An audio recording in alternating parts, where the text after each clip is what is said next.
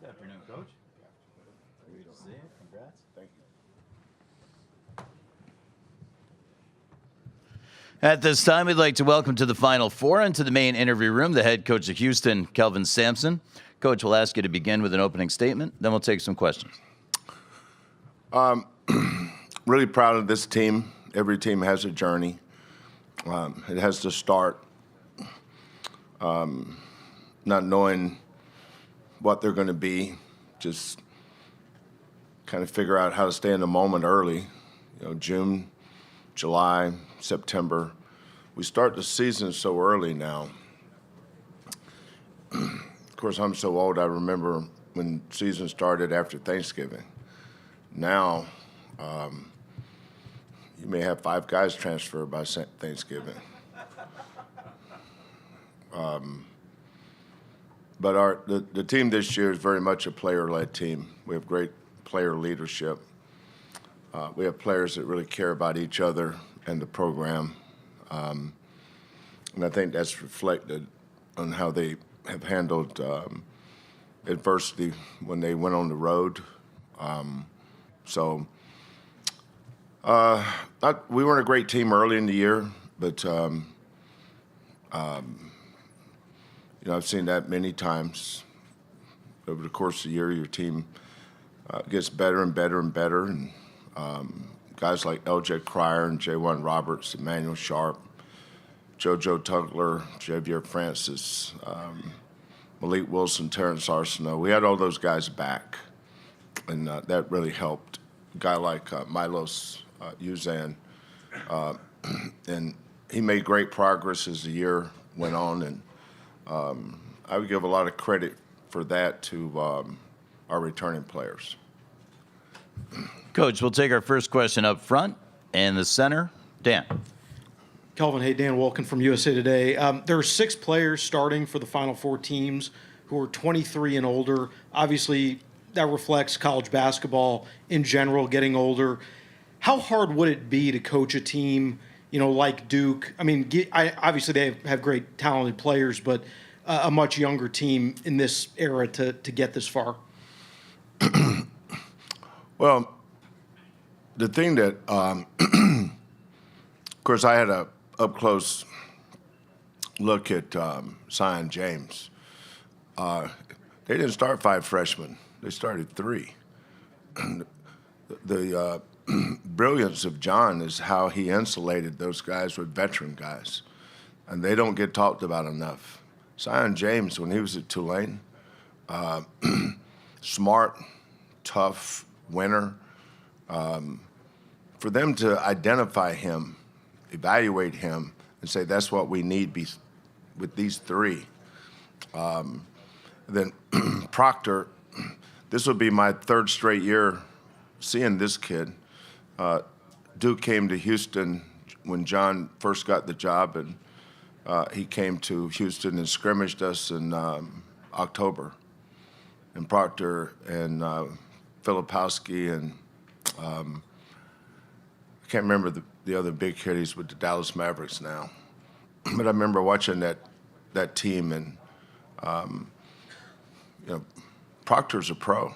I don't know if Zion is or not, but he is a professional role player. It's exactly what they needed. And I think you can get away with playing some freshmen as long as you got veterans around them. But those guys stopped being freshmen somewhere around Thanksgiving. By Christmas, hell, they might have been sophomores. Now they're just pros. So, but they have a good team. John and his staff's done an excellent job developing this team from, I think they lost to Kansas, is that right? Early. Lost to Kentucky early. And that was probably part of the plan. You may lose those games. People lose their mind, but people that lose their mind ain't coaching the team. He is. I think he had a plan. But let's throw him out there, and if we have some success, fine. If we have some failure, that's fine too. We want to be the best version of ourselves when we get to February, March, and now we're in April. So I have a ton of respect for him. I'll tell you how good John Shire's been. Nobody talks about him replacing Coach K anymore. He's John Shire. He's got his team in the Final Four. I think that speaks volumes of him. Good for him. Coach up front on the right, Aaron. Hey, Coach. Aaron Beard with the Associated Press. I'm curious, you just talked about the transfer portal and all the changes that have gone on. I am curious how much that's affected your enjoyment of the job and the challenge of building a championship team, considering how drastically different it is from 5 years ago or 10 years ago. I don't think that necessarily applies to my program, though. Last year we brought one kid in the portal. Our program is very much a homegrown program. J1 Roberts is in his 6th year with me, this basketball program. Emmanuel Sharp came in as a freshman. Dan was talking about the 23-year-olds. When J1 Roberts came to us, he was 17. Jamal Shedd was 17. Javier France was 17. JoJo Tugler was 17. All our guys come in as freshmen, and they stay. So I've talked to some of the coaches that have retired this year because I wanted their perspective on things. But we just do the best we can, running our program the best way that we know how to run it. And I love coaching basketball. I love teaching. I don't know what I would have been good at had I not been a coach, because that's the only thing I've ever been. But I think I would have enjoyed being a teacher too, because I enjoy teaching stuff and seeing kids learn and apply it and have success with it. And I choose to focus on that stuff more so than the portal. I believe in the portal. You better. But in the last 3 years, I think we've had 3 portal kids, L.J. Cryer, Damian Dunn, and Milos. Those have been our 3 portal guys. And they've Damian left and went to Pittsburgh, where he did good this year for Jeff. But LJ and Milos have been great. Coach, back of the room, left of the aisle, Mike. Yes, Kelvin, it's Mike DeCourcy from the Sporting News. I wanted to ask you, in that discussion about the players that have stayed with you for so long, what is it about how you are able to retain guys in this atmosphere, and how much of it is the culture that you built through the program? That is all it is. We put our I think our secret sauce, Mike, has been our staff. We just lost. We're going to, when the tournament's over, or whenever it's over for us, Quantos will be taking the head coaching position at the University of Louisiana. Used to be Louisiana Lafayette, but we all got sophisticated and changed our titles, so they're the University of Louisiana. But to the old guys, it's Louisiana Lafayette. Come on, man. Don't forget where you come from now. But he got the head coaching position there, and he's going to kill it. He's going to be awesome. But Kellen, this is Kellen's 11th year. Hollis Price's 11th year. Quantos' 9th year, I think. Casey Beard, 11th year. Lauren's 10th year. Our players look at our staff as family. All of my auxiliary staff that we have in our program were former managers. I don't take resumes and I don't take phone calls. I hire everything from within. Everybody thinks they need to go hire the best recruiter or the best this. We develop our staff like we develop our players. And that's culture. We don't have a lot of signs in our building. I don't know what those signs mean anyway. But there's one sign that you'll see a lot in our building. It just says culture. It's how you do anything is how you do everything, right? Being on time, treating people with respect, having the right attitude every day, giving great effort every day in whatever it is you're asked to do. And our kids are pretty good at that. Coach in the back of the room, right of the aisle. Hi, Coach. Kiana Martin with CBS Sports. And there's obviously been a lot of talk about you guys' defense, but on the other side of things, we've seen an uptick in three-point shooting this year in particular. What do you attest that to? And also, how has that maybe changed you guys' ceiling this year? Yeah, I think the difference has been Milos. Emmanuel was a sophomore last year, but Emmanuel had a horrific, traumatic leg injury in April. I think it was April of his junior year in high school. His dad was his high school coach at Bishop Catholic in Tampa. So we called his dad and got him to let him graduate a year early, and so he could come and do all his rehab with our doctors and trainers. But he was a really, really good player, and we knew that once he got going here, he was going to be good. But the key that all our guys have stayed is they've allowed us to develop them. LJ Cryer was he was outstanding shooter at Baylor with Scott, and the Baylor staff did an awesome job with LJ. I think he had 30 against Creighton in the tournament before he got with us. So it's not like we got these kids and turned them into something they weren't good at. That's why we recruited LJ, was his three-point shooting. So I recruited Emmanuel. But last year, in between those two, was Jamal Shed. And Jamal was not a three-point shooter. And we said, how can we make our team better? I've never worried about losing players. You know, everybody, the narrative with most guys when the season's over or before the next season starts is, how will you replace this guy? How are you going to replace Jarris Walker or Quentin Grimes or Marcus Sasser or Jamal Shed? I've never really worried about that. That's never – I mean, I'm going to miss him. But, you know, the challenge of the coach is, okay, we're losing Jamal. How can we get better? And I thought that's where we had a chance to get better, is be a better three-point shooting team. We weren't going to be a better defensive team. I mean, Jamal's the best guard defender I've ever had. It's hard to get better, but the team can get better. You know, name on the front of our jersey didn't say Jamal Shed. It said Houston. How do we make Houston better? So Milos was a kid that shot really good his freshman year at Oklahoma in the Big 12. Not so much his sophomore year. And so we tried to research why. Why did his shooting go down? And is that something we can develop? And so we figured that out, and the answer was yes. And, you know, his three-point shooting has really helped this team. Terrence Arsenault off the bench, you know, he and JoJo didn't get to play in the tournament last year because they were both injured. Everybody talked about Jamal Shed injury, but the injury that hurt us more than any other one was JoJo Tugler not playing. But Malik Wilson has gotten better as a three-point shooter, Terrence, and then the three starters. So we collectively have more guys that can make a three.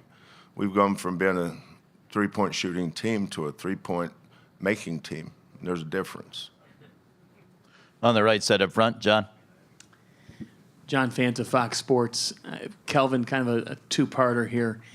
How much does 1980 to 85 Montana Tech, the early wake-ups, and, you know, taking snow off the car and getting ready to – I can see the flashbacks right now. When you went through those types of days and, you know, you get mentored by Judd and others, how much does that build you for – your first days when you got on this job, and what made you believe, all right, the things that Houston says they're going to do to elevate our program as I'm elevating it are actually going to occur? Yeah. You know, Tom Izzo and I text each other a lot.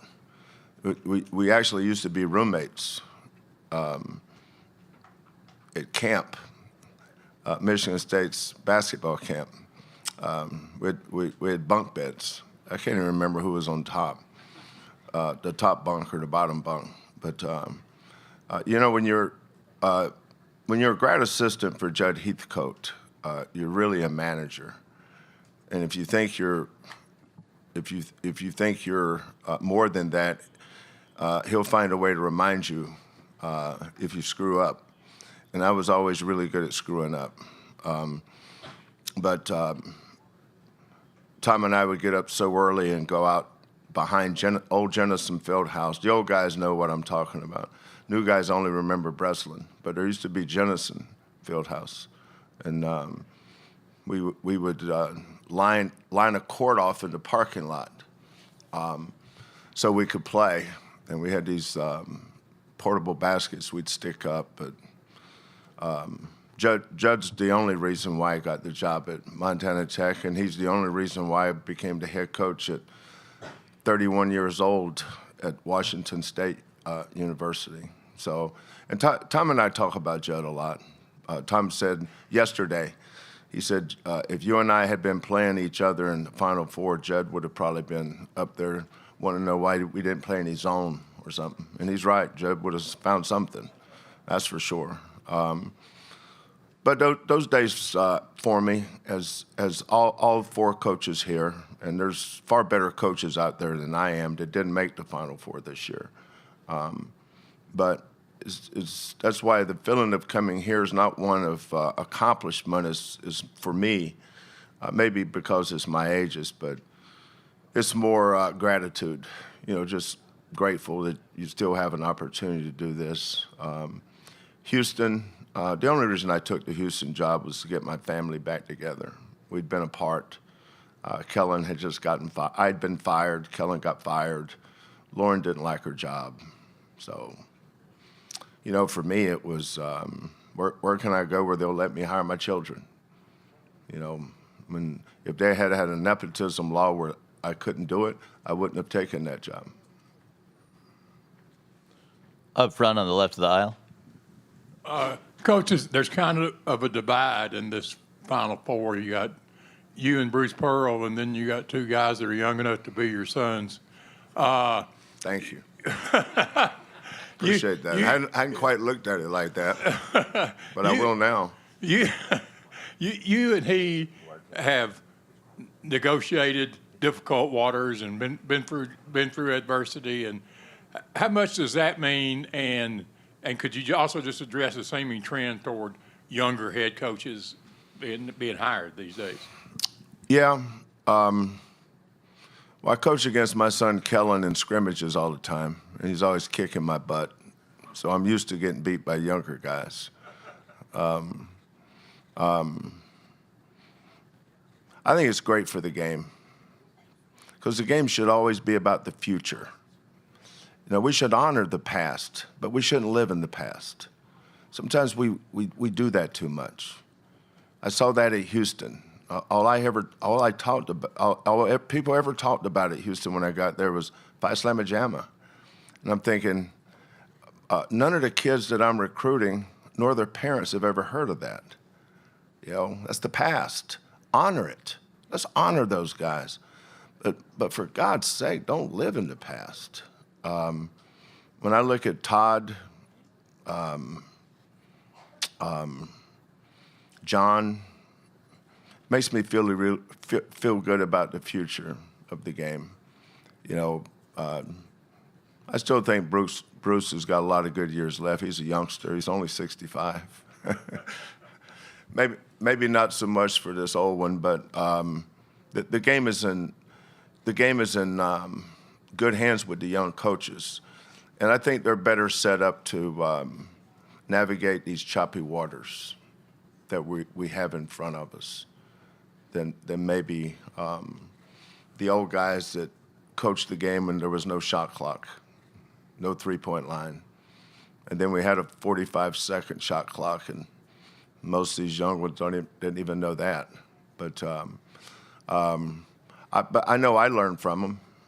There's a lot to be learned from these young guys. How they do things, their ideas, their energy. There's a lot of things I don't know. I've always been pretty good about not knowing what I don't know. But I've learned a lot from Kellen and Quantas and Hollis and KC. I learned a lot from my staff. And I encourage them to call up other people and ask how they're doing this stuff. 'cause I didn't know anything about NIL or I should think it was sacrilege if you transferred it inside your own league. You know, that would never have happened. So now, you know, it's just a different time. But with guys like Todd and John and so many other great young coaches, I think they're better prepared to handle this stuff as we move forward. We'll take one last one from Joe in the center. Joseph Duarte, Houston Chronicle. Kelvin, Karen told us a story about when you were gearing up for your first Final Four at Oklahoma. The excitement was you were going to get to have that Friday open practice. With COVID, you probably didn't. Did you get to enjoy 2021, or is this sort of, how does this one feel because of everything the first time around, and maybe you didn't get to enjoy it? No, that's a great point, Joseph. I think everybody that was in the bubble in Indianapolis got cheated out of the experience. You know, the only place we could go was the floor that the elevator opened onto your floor. That was it. You couldn't go down a floor. You couldn't go up a floor. We had to stand in line to get tested before every time we went outside the building to come in. You know, I felt like we were going out to the yard in prison because they took us over to Victory Park to let us run around on the grass, you know. And somebody had the great idea, why don't you go get a football or horseshoes or something? I mean, what do you want us to do? You know, look around and see how we can break out of this place? So that was a different time. It's hard to explain it. I didn't see Karen during the entire time. We played our first game against Cleveland State, and then we played the game to get there in Lucas Oil. So first two games, next two games, and then the next two games was the Final Four. And we left. There were 68 teams, like in two hotels. You know, Indianapolis has those little walkways you can go from one building to the next. And so, you know, one day I had Porter Moser from Loyola next to me, and then at the end I had Porter Moser from Oklahoma next to me. You know, then I had Mick Cronin. Then I had Mick Cronin over here, and then I had Musselman from Arkansas, and God only knows where he is now. So that was something else. But you know, like coming in here yesterday, the bus we were on had the Final Four logo with our team. The hotel we're staying at. What's the name of the hotel we're staying at? Huh? Yeah, Riverside. The staff there was just awesome. With a mariachi band, you know. For me, fine, but for those kids, for them to get that experience. And then last night we went over to get a meal, and people stopping them, and because they've seen them play, you know, the last 3 or 4 weeks. That's what this is all about. It's a reward. They should be rewarded for what they've accomplished. You know, and tomorrow the public scrimmage, and of course, you know, you're just entertainment for 50 minutes. It's not like we're going to go out there and, you know, bust some drill out. You know, our guys know what we're doing. We had we just had a public practice somewhere. Where was that? Yeah, Indianapolis. So, no, it's awesome. The fact that you guys are here, I mean, we didn't do anything in Indianapolis. We won 4 games and then lost to Baylor. And we could have played Baylor 10 times and not beat them once. That's how much better they were than we were.